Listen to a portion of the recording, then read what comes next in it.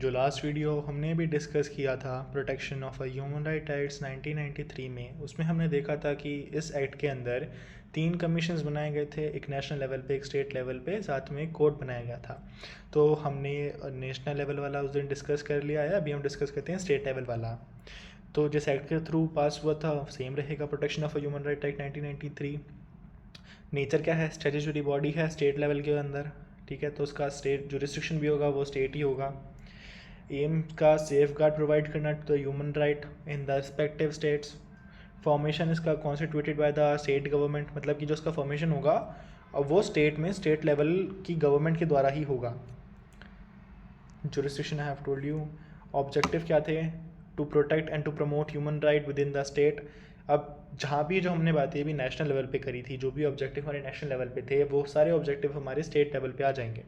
Content सब में same रहने वाला है, बस सब में वर्डिंग्स चेंज हो जाएंगी थोड़ी थोड़ी। बाकी ह्यूमन राइट का कॉन्सेप्ट नेशनल इंटरनेशनल हर जगह सेम है, हर चीज़ का ऑब्जेक्टिव सेम है कि आपको प्रोटेक्ट करना है, प्रमोट करना है, एड्रेस करना है वॉलेशंस को, नेग्लिजेंस को, एडवाइस करना है गवर्नमेंट को, एंकरेज करना है पब्लिक पार्टिसिपेशन और अवेयरनेस को। यही ऑब्जेक्टिव हर जगह है, बस घुमा फिरा के इंटरनेशनल लेवल पे, नेशनल लेवल पे और स्टेट लेवल पे घुमा के लिख देना है। जो नोट्स मैं आपको प्रोवाइड करा रहा हूँ ये इतने एक्सटेंसिव और इतने वेल रिटन नहीं हैं कि आपको पैराग्राफ मिल जाएगा यहाँ पे मैं आपको सिर्फ कीवर्ड्स और मेन चीज़ें बता रहा हूँ कि आप कंटेंट क्या है आपका। अब आगे इसका बनाना, ये कंटेंट इतना है कि आप इससे आराम से 20 नंबर के क्वेश्चंस अटैम्प्ट कर सकते हो। अपना जो आंसर है आपको उसको इतने डिविजन्स में क्रिएट करना है, ऑब्जेक्टिव उसका क्या है, मेथड उसका क्या है, फंक्शन पावर क्या है, उसके ड्रॉबैक्स क्या हैं, उसका हिस्ट्री क्या है। आप सब चीज़ को जब मिला करके लिखोगे तो वो आपके 6 पेज से भी ज़्यादा में जा सकता है। इट्स अप टू यू कि आप उसे कितना एक्सटेंसिवली एक्सप्लेन कर सकते हो। मैं इसलिए आपको सिर्फ मेन पॉइंट्स प्रोवाइड करा रहा हूँ इन द लिटिल टाइम, क्योंकि हमारे पास ज़्यादा टाइम होता नहीं है प्रिपरेशन के लिए। डिस्कस करते हैं इसके फंक्शंस या पावर क्या थे। सबसे पहला इंक्वायरी कर लेना ह्यूमन राइट वॉलेशन की स्टेट के अंदर, इन्वेस्टिगेशन करना पब्लिक सर्वेंट की नेग्लिजेंस को अगर उन्होंने कुछ किया है तो, रिकमेंड करना एक्शंस को, साथ में रिलीफ प्रोवाइड कराना जो चीज़ के विक्टिम रहे हों, विजिट करना स्टेट रन के प्रिजन में और डिटेंशन सेंटर में, साथ में रिव्यू करना स्टेट के लॉज को, लेजिस्लेचर्स को, स्प्रेड करना ह्यूमन राइट लिटरेसी को, लाइक नेशनल यूनिवर्सिटी लेवल पे जैसा हम पढ़ रहे हैं, हमारा एक यूनिवर्सिटी करिकुलम के अंदर ह्यूमन राइट्स हम पढ़ रहे हैं। कोऑपरेट करना विद एनजीओस के साथ या फिर एजुकेशन इंस्टीट्यूशंस के साथ में जो ह्यूमन राइट्स को प्रमोट कर रहे हैं ग्राउंड लेवल के ऊपर। कंपोजिशन इसका क्या होता है, एक चेयरमैन रहते हैं जो कि रिटायर्ड चीफ जस्टिस ऑफ उस हाई कोर्ट के रहते हैं जिसका वो स्टेट में है कमीशन। एक मेंबर होता है हमारा सर्विंग या रिटायर हाई कोर्ट का जज या फिर डिस्ट्रिक्ट कोर्ट का जज। 1 मेंबर होते हैं हमारे ह्यूमन राइट जूरिस्ट या फिर जो पर्सन ह्यूमन राइट्स में एक्सपर्ट होता है। एक्स ऑफिशियल मेंबर्स होते हैं हमारे, अब ये थोड़ा स्टेट लेवल पे डिफ़र कर सकता है। Like may include the chairperson of a state level commissions, मतलब कि जो हमने कमीशंस ऊपर पढ़ी थी, लाइक फॉर वुमेन होती हैं, माइनॉरिटीज़ के लिए होती हैं, SC and STs के लिए हुआ करती हैं, चाइल्ड के लिए हुआ करती हैं। वो स्टेट लेवल में जो कमीशंस हैं उनके चेयरमैन्स को as a ex officio member रख सकते हैं, पर किसी स्टेट में है, किसी स्टेट में इतने सारे कमीशंस नहीं हैं, तो मेंबर्स डिफ़र करते हैं हर स्टेट के। लाइक हमने डिस्कस कर लिया कंपोजिशन। अपॉइंटमेंट कौन करता है, इनका गवर्नर करता है, क्योंकि ये स्टेट पे आ गया। अब जो हमने नेशनल लेवल का देखा था तो प्रेसिडेंट करता है, तो इस लेवल पे गवर्नर करेगा। किसकी रिकमेंडेशन पे, by the chief minister, home minister, speaker of legislative assembly, leader of opposition, chairman of legislative council if applicable, क्योंकि कहीं पे बाई कैमरल होता है, कहीं पे यूनी कैमरल होता है लेजिस्लेचर। इनका टेन्योर भी 5 ईयर्स के लिए होता है और या फिर 70 साल की एज तक। जो भी पहले आपने पूरा कर लिया आप उस हिसाब से हट जाते हैं। साथ में आप एलिजिबल भी होते हैं रीअपॉइंटमेंट के लिए। इनका रिमूवल गवर्नर्स के द्वारा ही किया जाता है और सेम ग्राउंड्स के ऊपर लाइक मिसबिहेवियर और इनकैपेसिटी, ठीक है। और साथ में required inquiry similar to the NHRC process, यानी कि हमने पिछली वाली प्रोसेस में पढ़ा था कि सुप्रीम कोर्ट आके इंटरवीन करेगा और इंक्वायरी कमीशन बैठेगी, तो वैसे ही इंक्वायरी इस वाले केसेस में भी की जाती है। अचीवमेंट्स क्या इन्होंने हासिल करी, और ऑब्वियसली इन्होंने इन्वेस्टिगेट किया है लोकल ह्यूमन राइट कंप्लेंट्स के ऊपर, जेल विजिट करते हैं, रिकमेंडेशन करते हैं रिफॉर्म्स को कि आप ये करो वो करो, रेज करते हैं अवेयरनेस ग्रास रूट लेवल पे जैसे मैंने आपको बताया, हेल्प करते हैं राइट अब्यूज़ को रिड्यूस करने में रूरल और रिमोट एरियाज़ में, ठीक है। साथ में NGOs के साथ और यूनिवर्सिटी के साथ बात करते हैं एजुकेशन की, अवेयरनेस क्रिएट करने की। इसके भी कुछ लिमिटेशन और ड्रॉबैक हैं। रिकमेंडेशन और एडवाइजरी, ये भी एडवाइजरी होती है, बाइंडिंग नहीं होती है। नो पावर जो इंडिविजुअल के ऊपर होती है, जुडिशल मैटर्स के ऊपर होती है, वो उनकी भी लिमिटेड होती है, जैसे कि नेशनल लेवल पे होती है। आर्म फोर्सेस के अगेंस्ट ये डायरेक्टली काम नहीं कर सकते हैं। इनके पास फाइनेंशियल ऑटोनॉमी भी कम होती है, साथ में इनका स्टाफ भी शॉर्टेज होता है, और इनके केस जो है वो काफ़ी टाइम लेते हैं डिस्पोज होने में या ख़त्म होने में। कई स्टेट्स में तो अभी भी state human right commission establish ही नहीं हो पाया है। लो पब्लिक अवेयरनेस है लोगों के बीच में स्टेट ह्यूमन राइट कमीशंस के बारे में भी, लोग को पता ही नहीं है, और इसलिए इसका अवेयरनेस होना बहुत ज़रूरी है। थर्ड जो कॉम्पोजिशन था हमारा 1993 के एक्ट का, वो था हमारा ह्यूमन राइट कोड्स। इसके बारे में क्वेश्चंस में आप लिख सकते हैं अपने आंसर्स के अंदर, जब आपके पास ये क्वेश्चन आएगा तो। इसका पर्पस क्या है? To ensure the speedy trial related to the human right violation cases. इसका एस्टेब्लिशमेंट स्टेट गवर्नमेंट के द्वारा किया जाता है with chief justice of high court के चीफ जस्टिस के साथ में। ये डिस्ट्रिक्ट लेवल के कोर्ट्स में किया जाता है मेजरली। इसका ऑब्जेक्टिव क्या होता है? To promote justice in human right cases, reduce करता है डिलेज को और टाइमली जजमेंट देने की कोशिश करता है। ये साथ में स्ट्रेंथन करता है लीगल प्रोटेक्शन के फ्रेमवर्क को, एक डेटरेंस क्रिएट करता है अगेंस्ट द राइट वायलेशन। अब ऐसा डर पैदा हो जाएगा लोगों के बीच में कि वो ह्यूमन राइट वायलेट करना ही छोड़ देंगे या फिर कम कर देंगे। इसके जुरिस्डिक्शंस भी handles offences related to the violence of a human right, deal with cases recommended by NHRC और SHRC, can only try cases notified by the state government. ये इसके कुछ जुरिस्डिक्शन हैं। इसके जो प्रीसीडिंग ऑफर्स हैं डिस्ट्रिक्ट और सेशन कोर्ट के अंदर होते हैं, इसको जो अपॉइंट किया जाता है वो स्टेट गवर्नमेंट करती है with the high court consultants. इसके जो फीचर्स हैं, ये स्पेशल कोर्ट्स हैं ह्यूमन राइट के लिए। इनका पर्टिकुलर जो डोमेन रहता है वो ह्यूमन राइट ही रहता है। ये केसेस फ्रॉम पुलिस ले सकते हैं, कमीशंस ले सकते हैं, या फिर डायरेक्टली विक्टिम्स के केसेस उठा सकते हैं। ये साथ में लीगल एड प्रोवाइड करते हैं, असिस्टेंस प्रोवाइड करते हैं उन लोगों को जो लोग इसकी काफ़ी ज़्यादा नीड में होते हैं या ज़रूरत में होते हैं। Guided by IPC। अब तो खैर ये चेंज हो जाएगा, पे लास्ट वाला पॉइंट यहाँ पे स्किप कर सकते हैं। लिमिटेशन क्या रहेगी इन सब इस कोर्ट की, वो डिस्कस कर लेते हैं कि हर स्टेट में ये सेटअप ही नहीं है ह्यूमन राइट कोर्ट्स हमारे।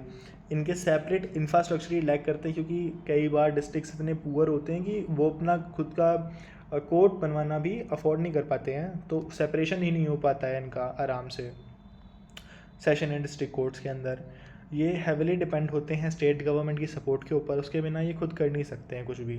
लिमिटेड केसेस आते हैं इनके पास कमीशन के द्वारा जो ये हैंडल कर सकते हैं, इनके जो इनकी जुरिस्डिक्शन में पड़ते हैं। और कई बार इनकी जो जुरिस्डिक्शन है वो ओवरलैपिंग भी हो जाती है, क्योंकि जब आप बात करते हैं ह्यूमन राइट्स की तो ह्यूमन राइट्स में फंडामेंटल राइट्स आ जाते हैं। अब फंडामेंटल राइट्स जब कोई वॉलेट होते हैं तो आपको पता होगा कि आर्टिकल 32 भी है, जिसमें आप डायरेक्टली रिट कर सकते हैं सुप्रीम कोर्ट के खिलाफ। फिर हमारा आर्टिकल आ जाता है जिसमें आप सीधा हाई कोर्ट्स के अंदर रिट डाल सकते हैं अगर आप कोई फंडामेंटल राइट वॉलेट होता है। तो ऐसे में क्या होता है, काफ़ी बार जुरिस्डिक्शन जो है ओवरलैपिंग हो जाते हैं कोर्ट्स के ऊपर, और इस जुरिस्डिक्शन में या फिर इस कोर्ट्स के पास वो आ ही नहीं पाते हैं।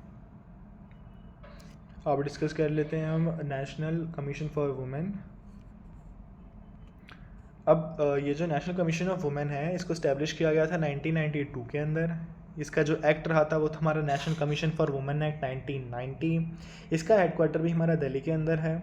इसका नेचर भी हमारा स्टैट्यूटरी बॉडी है। इसको मिनिस्ट्री गवर्न करती है वुमेन्स एंड चाइल्ड डेवलपमेंट की। साथ में इसका जुरिस्डिक्शन भी पूरे इंडिया के ऊपर है। हिस्ट्री और बैकग्राउंड की बात करी जाए इसकी तो हम डिस्कस कर लेते हैं। ये रिकमेंडेशंस पे बेस है एक कमेटी की जो कि status of women in India को बताती थी, यानी कि कमेटी जो status of women in India बताती थी उसी रिकमेंडेशंस पे बनाई गई है।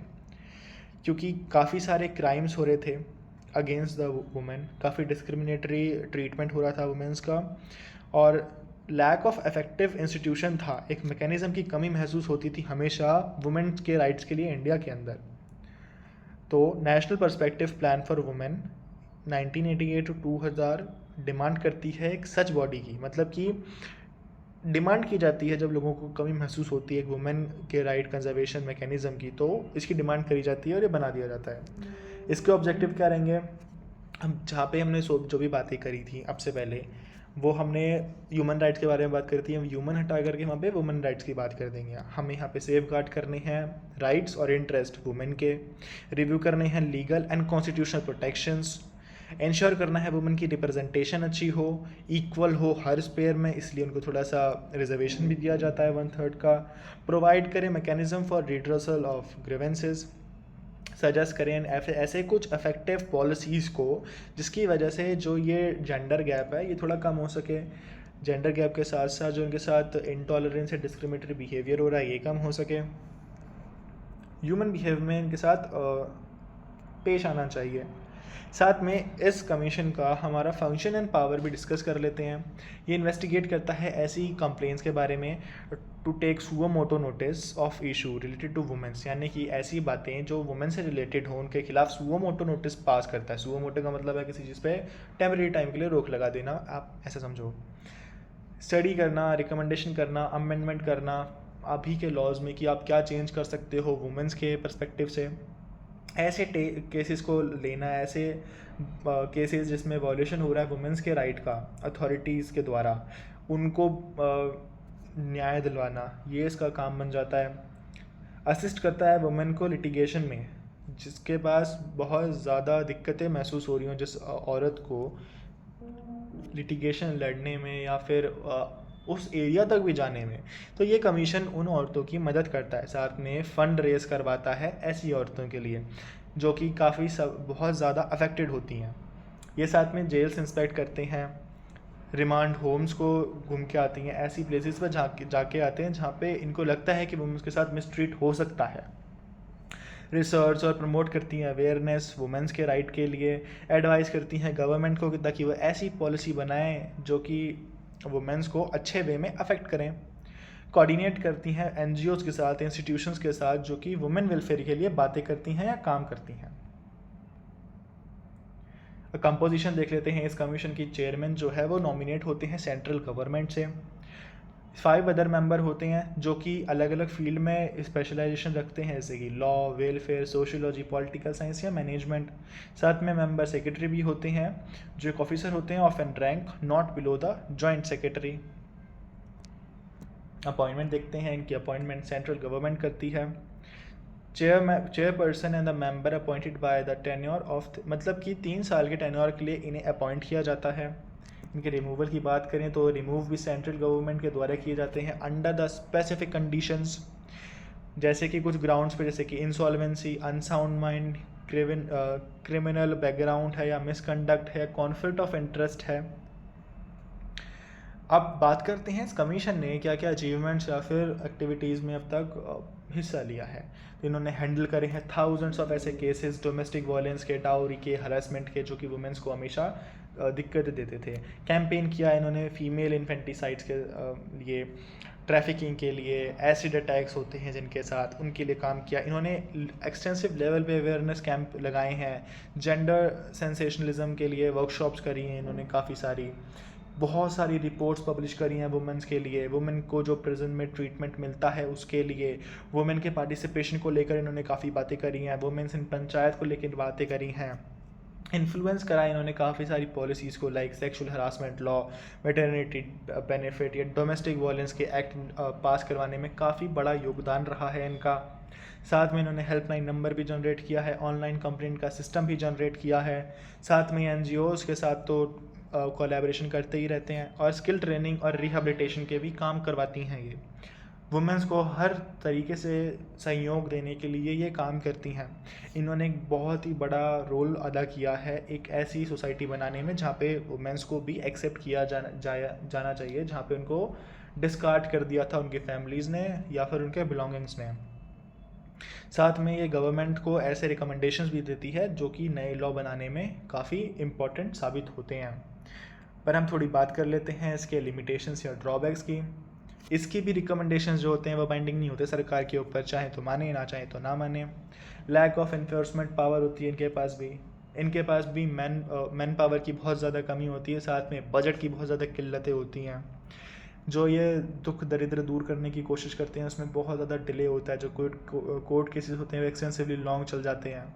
साथ में पॉलिटिकल इंटरफेरेंस भी हो जाता है, क्योंकि जहाँ पे कुछ बार अन्य औरतों के साथ किया जाता है वो पॉलिटिकल लीडर्स ही कर लेते हैं, अब वो इस केस को आगे बढ़ने नहीं देते हैं। जो रूरल में इनका एक्सटेंसिव नेटवर्क है वो इतना अच्छा नहीं है, वो इतना प्रभावी नहीं है इस टाइम पे, अर्बन लेवल पे आ चुका है काफ़ी हद तक। समटाइम जो है ना ओवरलैप कर लेता है कमीशंस या स्टेट बॉडीज़ के साथ, यानी कि वो दायरा वुमेंस में भी आ जाता है, ह्यूमन राइट्स में भी आ जाता है, फंडामेंटल राइट्स में भी आ जाता है। अब एक चीज़ 4-6 जगहों पे आ रही है तो ओवरलैप हो जाता है इनका काम कि अब उसको एड्रेस कौन करने वाला है। Need for the stronger monitoring and follow up system, यानी कि हमें अभी भी इसमें और सुधार करने की ज़रूरत नज़र आती है। साथ में ये हमारा चैप्टर नंबर 7 जो है, यूनिट नंबर 7 जो है ये कंप्लीट हो चुका है। देखने के लिए शुक्रिया। जय हिंद।